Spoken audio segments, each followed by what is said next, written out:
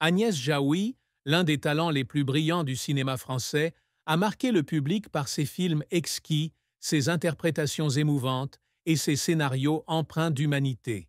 Née le 19 octobre 1964 à Antony, en banlieue parisienne, elle a entamé un parcours de plus de 6 décennies, marqué par des sommets glorieux et des vallées sombres. Actrice, réalisatrice et scénariste, elle est appréciée non seulement pour son talent, mais aussi pour la sensibilité et la compassion avec lesquelles elle raconte ses histoires. Sa vie est une histoire de passion artistique, de persévérance face à l'adversité et de profonde tristesse qui l'a façonnée. À 60 ans, elle se souvient de son parcours avec fierté et regret, portant les cicatrices des pertes personnelles, des échecs professionnels et des secrets qu'elle a gardés cachés pendant des années. L'histoire d'Agnès Jaoui n'est pas seulement celle d'une artiste, mais aussi celle d'une femme qui s'est battue pour rester forte face aux tempêtes de la vie. La plus grande tristesse d'Agnès Jaoui fut la perte de sa mère, Geneviève Jaoui, en 2005. Sa mère, psychologue et grande influence sur sa pensée artistique, fut une source d'encouragement et d'inspiration tout au long de son enfance et de ses débuts. Geneviève l'encouragea non seulement à poursuivre sa passion pour le théâtre, mais lui apprit aussi à regarder le monde avec empathie et curiosité. Lorsqu'on lui diagnostiqua un cancer du poumon en 2003, Agnès eut l'impression que son monde s'écroulait. Elle se souvient avoir passé ses journées au chevet de sa mère, lui tenant la main et essayant de cacher sa peur, mais chaque fois qu'elle la voyait faiblir, elle ne pouvait s'empêcher de pleurer. À la mort de Geneviève, Agnès eut l'impression qu'une partie de son âme lui avait été arrachée. Assise dans son appartement parisien, elle contemplait de vieilles photos de sa mère et pleurait pendant des heures, se sentant vide et impuissante.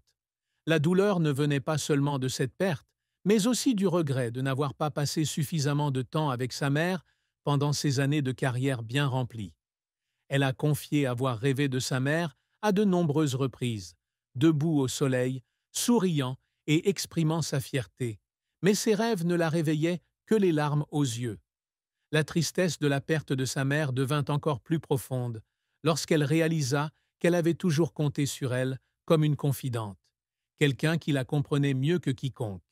Après la mort de sa mère, elle sombra dans une période de dépression, s'isolant souvent dans son appartement, refusant les invitations à des fêtes ou des interviews.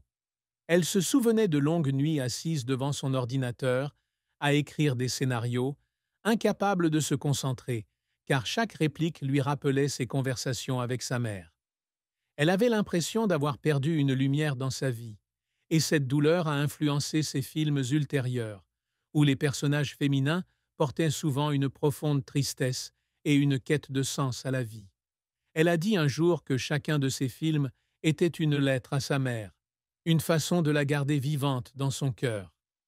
La carrière d'Agnès Jaoui a été un long parcours, marqué par des sommets brillants, mais aussi par des échecs douloureux.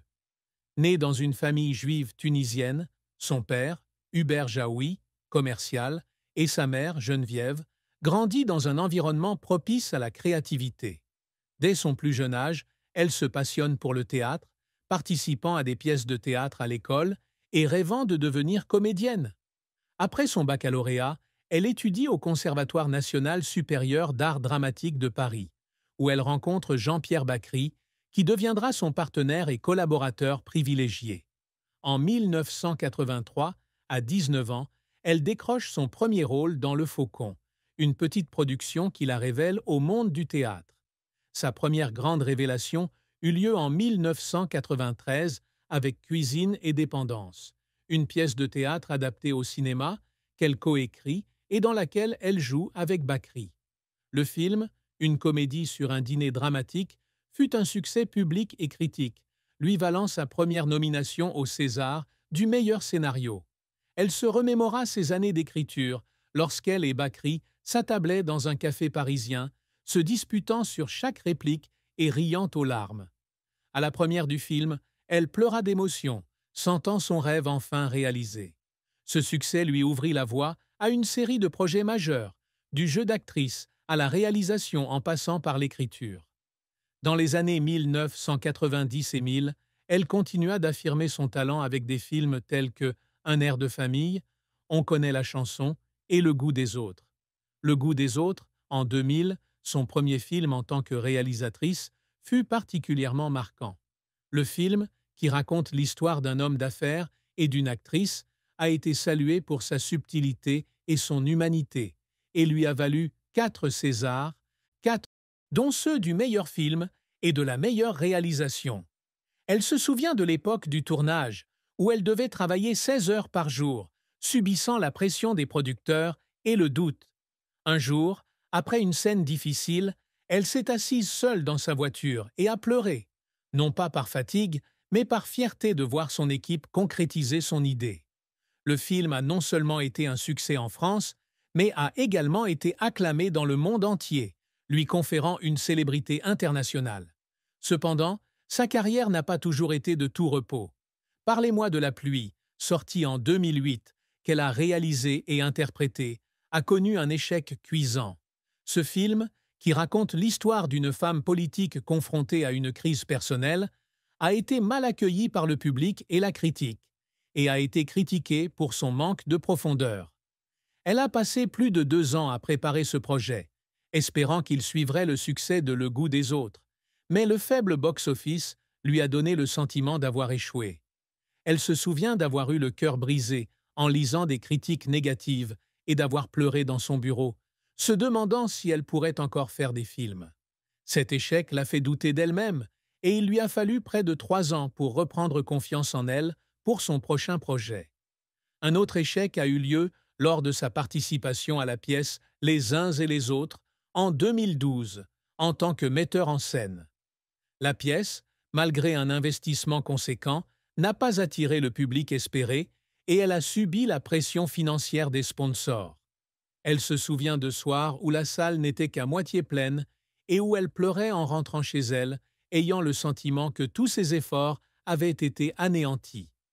Elle n'a cependant pas abandonné et est revenue au cinéma en réalisant, au bout du compte en 2013, une comédie romantique qui a été bien accueillie par le public. Ses échecs, bien que douloureux, l'ont aidé à grandir et lui ont appris à accepter que tous les projets ne soient pas des succès, mais que chacun d'eux était une précieuse leçon. Sa carrière ne s'est pas limitée à la réalisation cinématographique, mais s'est aussi intéressée à de nouveaux domaines. Elle se lance dans la musique en 2006 avec l'album Canta en espagnol, composé de chansons au style latin et jazz. Bien que l'album ne soit pas un succès commercial, elle pleure à la fin de son premier enregistrement, se sentant dépassée. Elle écrit également un petit livre sur ses expériences cinématographiques, publié en 2015, afin de partager ses expériences avec de jeunes réalisateurs. L'écriture de ce livre l'oblige à affronter des souvenirs difficiles, comme l'échec de Parlez-moi de la pluie, et elle pleure souvent en écrivant des chapitres sur ses doutes. La triste fin de vie d'Agnès Jaoui, dont la mort est prévue pour juin 2025, est une grande perte pour le cinéma français. Elle s'éteint paisiblement chez elle à Paris, des suites d'une crise cardiaque soudaine, à l'âge de 60 ans. La nouvelle de sa mort se répand rapidement, bouleversant l'industrie du divertissement et le public. De grands journaux comme Le Monde et Libération publient de longs articles, la qualifiant d'une des réalisatrices les plus sensibles de sa génération. De jeunes acteurs comme Léa Seydoux et Louis Garrel lui ont rendu hommage sur les réseaux sociaux, la qualifiant de mentor et d'inspiration. Le public, des fans du goût des autres à ceux qui l'ont connu sur place publique, a ressenti une profonde douleur à sa disparition. Ses obsèques ont eu lieu à l'église Saint-Sulpice de Paris, un lieu particulièrement chargé d'histoire, car c'est là qu'elle a trouvé le réconfort après la mort de sa mère. La cérémonie, solennelle mais intime, a réuni sa famille, ses amis et des centaines de collègues du cinéma. Une compilation vidéo de ses films les plus marquants, d'un air de famille à Aurore, a été projetée, émouvante pour beaucoup. Sa fille, aujourd'hui âgée de 20 ans, a prononcé un discours émouvant, évoquant sa mère qui lui a appris à aimer et à poursuivre ses rêves. Elle a déclaré que sa mère lui rappelait toujours que la vie est un chemin semé d'embûches, mais que l'amour et l'art peuvent guérir toutes les blessures. La cérémonie s'est terminée par Ne me quitte pas de Jacques Brel, une chanson qu'elle aimait tant, jouée alors que les spectateurs s'inclinaient la tête en signe d'adieu. L'amour et le mariage ont été un chapitre à la fois émouvant et complexe de la vie d'Agnès Jaoui. Elle a épousé Jean-Pierre Bacry en 1987, après de nombreuses années de collaboration et d'amitié. Leur relation a débuté par une complicité artistique, puisqu'ils ont tous deux écrit et joué au théâtre. Leur mariage leur a apporté un immense bonheur, puisqu'ils ont réalisé ensemble des films comme Cuisine et Dépendance et Le goût des autres.